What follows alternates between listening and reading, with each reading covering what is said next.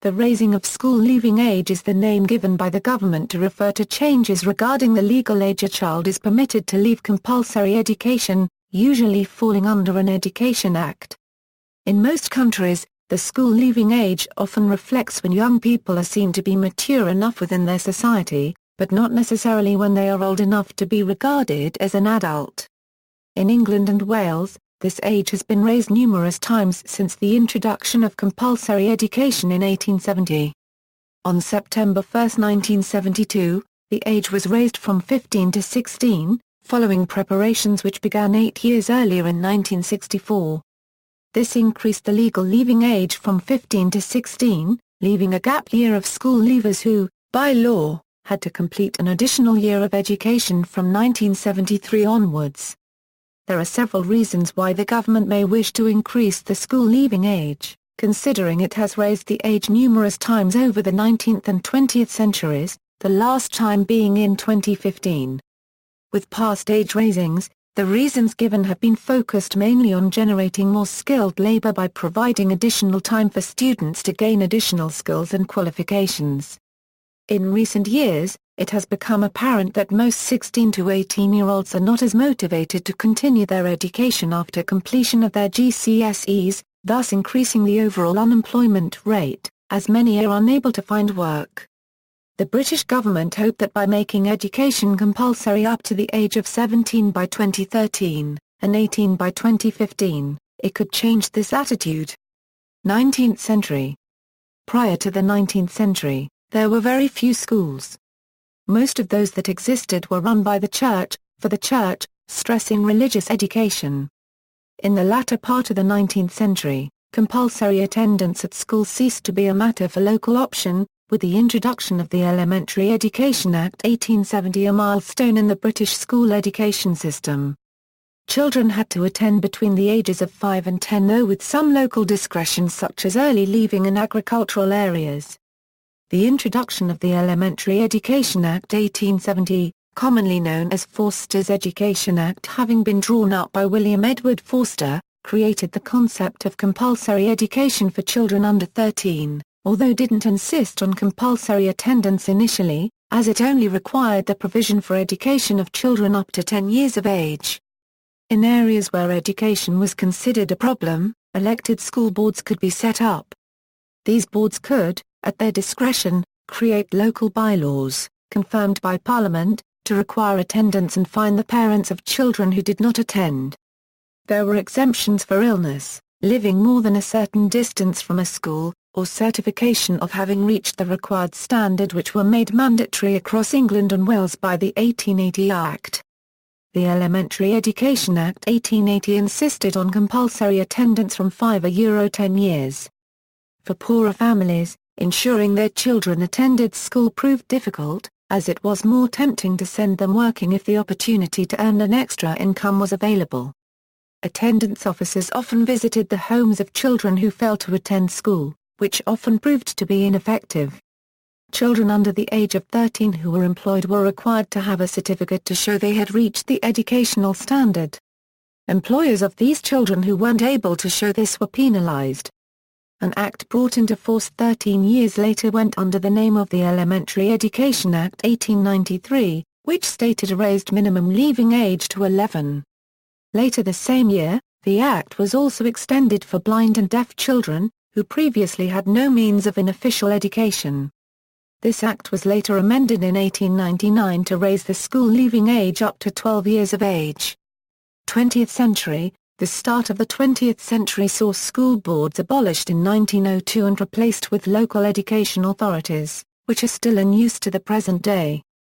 The Fisher Act of 1918 The year 1918 saw the introduction of the Education Act 1918, commonly also known as the Fisher Act as it was devised by Herbert Fisher.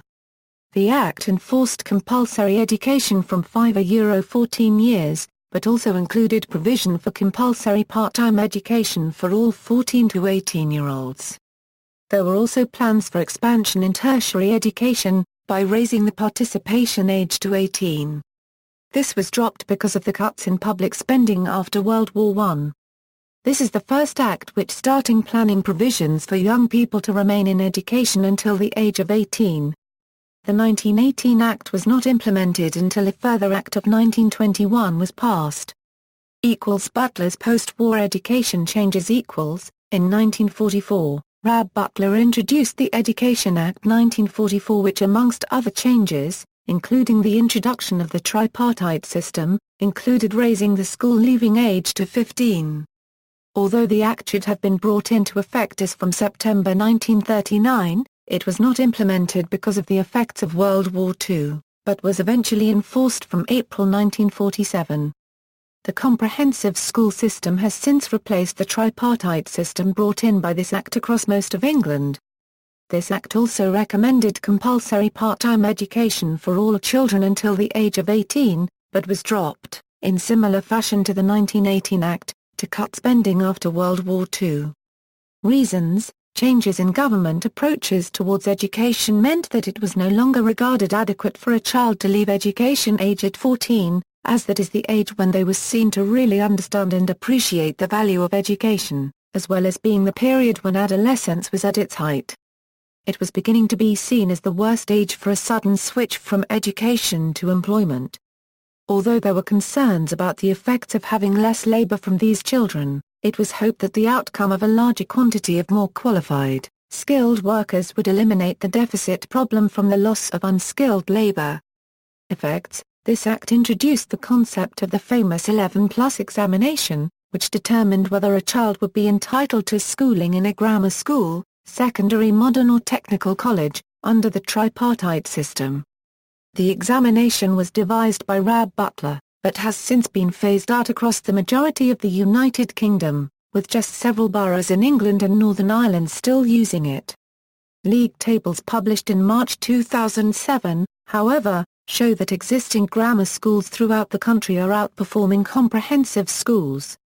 Changes in society and approaches towards education, including equal opportunities, has meant that all children now deserve to have the same education and not singling out those who learn at a slower rate than others. Thus every child has the opportunity to gain secondary school level qualifications or similar, regardless of background or intelligence. Leaving age raised to 16. In 1964, preparations began to raise the school leaving age to 16. These were delayed in 1968, and eventually the decision was taken in 1971 that the new upper age limit be enforced from September 1, 1972 onwards. As well as raising the school leaving age in 1972, the year also saw the introduction of the Education Act, allowing LEAs to organize work experience for the additional final year school students.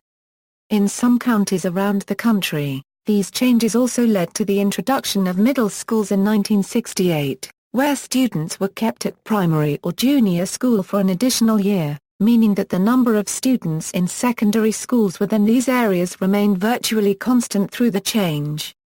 In others, more radical changes led to middle schools for pupils aged up to 13 opening in smaller secondary school buildings, with other schools accommodating students over 13. As of 2010, there are fewer than 300 middle schools across England, situated in just 22 local education authorities. The number of remaining middle schools has gradually fallen since the mid-1980s. ROSLA buildings, for many secondary schools around England and Wales in areas without a middle school, accommodating for the new fifth-year students would be a struggle. A popular solution was to provide those schools with a prefabricated building that were in need of additional capacity, providing them with the resources to cope with the new generation of fifth-year students. This solution proved popular with many schools across the country, not least due to the low cost involved for materials and construction, but also the speed which these buildings could be erected. The ROSLA buildings were delivered to schools in self-assembly packs, being assembled by a team often within days, regardless of weather conditions. Consequently, they were not intended to stand long-term, though some have proven to have stood much longer than was initially planned. Many ROSLA buildings shared similar exterior attributes such as their design, with the only difference being the separation of rooms within the building. The room separation within the building was decided upon by senior school management, hence many walls are false from being added in after construction. Although the majority of schools around England and Wales have since replaced the ROSLA building at their site, there are still numerous schools around the country which are still actively using these buildings. Some schools which still have a standing ROSLA building that isn't in use serve for youth centres for the community or are simply derelict. The majority have since been demolished or extensively refurbished. Education Act 1996 Between 1976 and 1997, the minimum school leaving arrangements were, a child whose 16th birthday falls in the period September 1 to January 31 inclusive, may leave compulsory schooling at the end of the spring term. A child whose 16th birthday falls in the period February 1 to August 31, may leave on the Friday before the last Monday in May. Under Section 8(4) of the Education Act 1996, a new single school leaving date was set for 1998 and all subsequent years thereafter.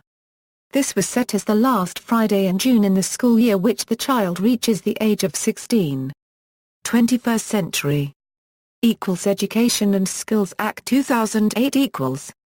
Reports published in November 2006 suggested that Education Secretary Alan Johnson was exploring ways to raise the school leaving age in England to 18, just over 40 years later than the last rise in 1972, pointing to the decline in unskilled jobs and the need for young people to be equipped for modern-day employment.